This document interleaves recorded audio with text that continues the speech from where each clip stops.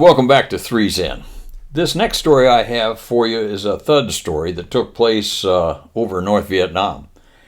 I heard it secondhand, and then I heard it firsthand. And then I kind of read about it in Ken Bell's book entitled 100 Missions North. I'm going to put this up here. If you like flying stories, this is a fantastic book. So that being said, and that is an unpaid announcement, by the way. But anyway, it's a great book.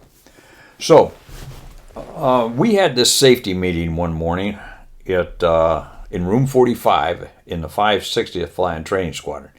And I was sitting next to a fellow named Ken Kirkering. Now, Ken, I didn't know him well. I knew him cordially, I would say.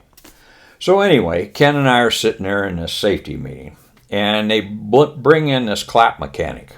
They bring in this flight surgeon. So this flight surgeon begins giving us some Beanos, Beano drinking, Beano this, Beano that. And we're sitting there as typical safety briefing, if you will. And then he diverges. He tells us about a mission that he either flew on or was aware of. I think he was aware of. But anyway, he knew it in great detail when he was flying F-105s over North Vietnam. And the story goes kind of like this. He said this one day, this one flight of 4 was attacking a target in Hanoi, and they had made a run-in at treetop level, 600 knots or whatever it was, and then they did a pop maneuver. A pop maneuver is you pull up to around 12,000 feet or so. You've got a load of bombs on you, 750-pound bombs is what they typically were using in those days. He said the airplane was rattling. He said the Gomers are firing at them. He said it was just really exciting that day.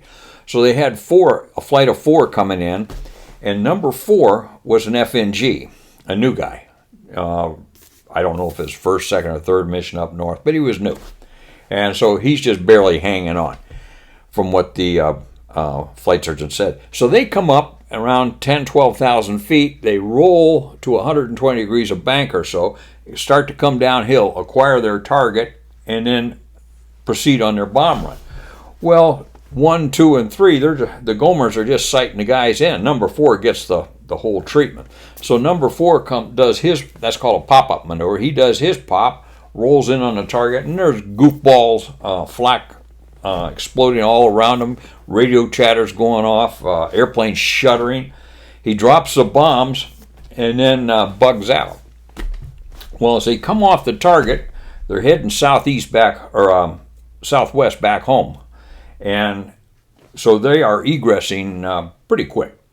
And lead says, blue flight, check in. And he hears 2, 3, 4. Well, blue lead looks around. He sees 2 and 3. He doesn't see number 4.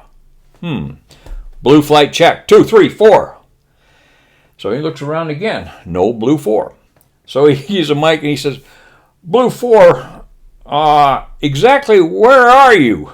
And this kid comes back and he says, sir, I'm 19 miles southwest of Hanoi. And he says, what altitude are you? Sir, I'm on the treetops. And he says, give me a DF steer. Well, direction finder steer. So the kid does a hold down. He holds his mic down to a predetermined frequency, and lead can see where the needle's pointing. Sure enough, it's pointing out in front of him. He says, how fast are you going?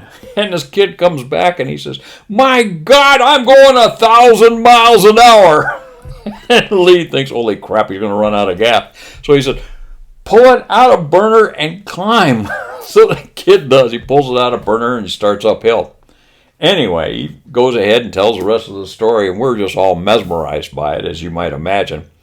So I'm sitting there, and before this guy could finish, Ken leans over at me and he taps me and he says, Bob, he says, that was me. You got to be shitting me. He says, no, he says, and that is spot on. He says, I was scared shitless.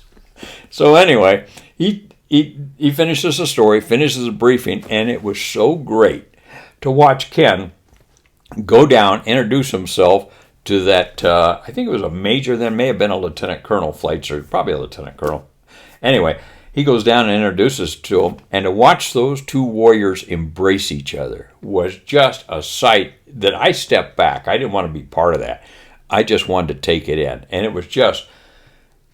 was wonderful to watch these two warriors embrace each other, and so forth. And it was just neat to see. So years ago, that would have been about 86, 87 time frame, I'm thinking.